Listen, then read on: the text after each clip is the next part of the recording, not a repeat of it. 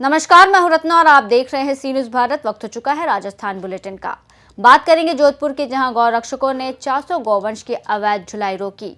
अगली खबर भी जोधपुर से है, जहां गणगौर का त्योहार धूमधाम से मनाया गया। राजस्थान के बांसवाड़ा जिले में बलदेव पशु मेले से 400 गौवंश को अवैध तरीके से कलखानी ले जाने के मामले में प्रदेश में उबाल मच गया है।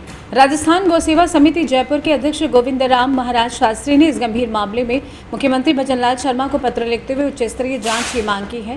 प्रेस कॉन्फ्रेंस के माध्यम से जोधपुर में मीडिया को जानकारी देते हुए शास्त्री ने बताया कि गृह विभाग के निर्देशों के तहत 52 ट्रकों में गौवंश को पुलिस सुरक्षा में ले जाया जा रहा था, जो कि राजस्थान गौवंशीय पशु अधिनियम 1995 के प्रत्यक्ष उल्लंघन का मामला है।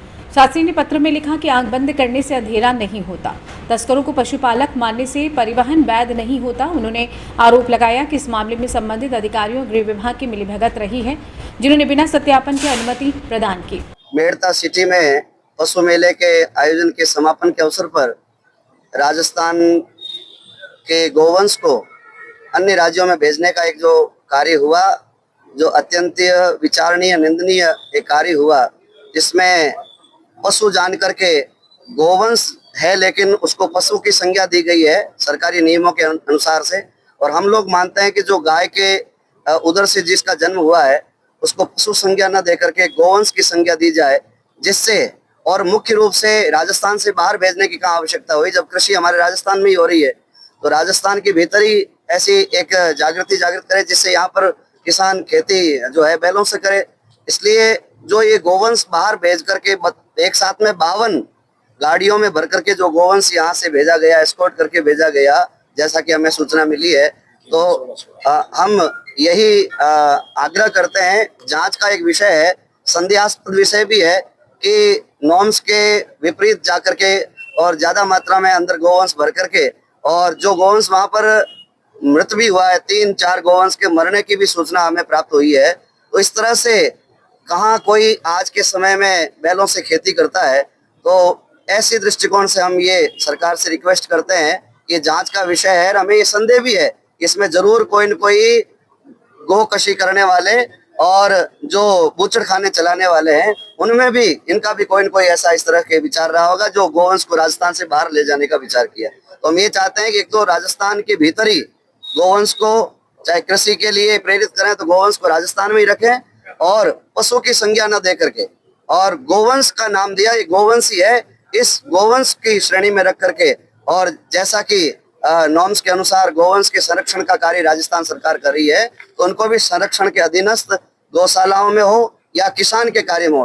गोवंश केवल या तो गौशाला में या पशुपालक गोपालक के पास में या किसान खेती करने के लिए हो, बूचड़ खानों में गोवंश न जाए। बस हम लोगों की यही सामूहिक रूप से समस्त राजस्थान की गोपालकों का और गौ संचालकों का भाव है, और राजस्थान गौ सेवा समिति का भाव है। और बाहर जाने पर पूर्णतः रोक लगे, बूचड़ खाने में गोवंश न जाए। आपको लगता है बूचड़ खाने में जाने? हमें यही संदेह रहा कि आज तक इतना बड़ा रिकॉर्ड, इतना बड़ा गोवंश कभी भी ट्रकों में भर करके बाहर नहीं ले जाया गया। तो हमें ये संदेह है कि जरूर इतनी बड़ी संख्या में गोवंश ले जाने का, जबकि एकदम से कोई कृषि क्रांति तो आ नहीं गई कि किसान को एकदम से ट्रैक्टर छोड़ दिए और सब बैलों पर खेती करने लगे, ऐसा तो कुछ हुआ नहीं है। इसलिए हम ये पूरा पक्का संदेह है।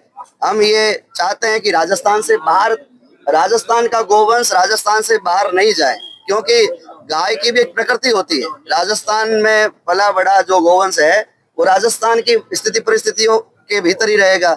यहाँ के किसान ही उसको प्राप्त करें, ऐसा नियम होना चाहिए।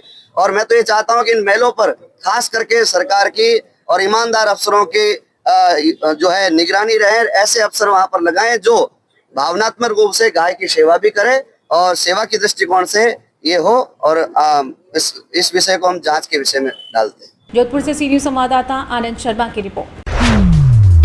जोधपुर शहर में गणगौर का त्योहार धूमधाम के साथ मनाया जा रहा है। शहर के भीतरी क्षेत्र के परकोटे के अंदर स्थित विभिन्न मोहल्लों में धींगा गमर की पूजा का उत्साह चरम पर है।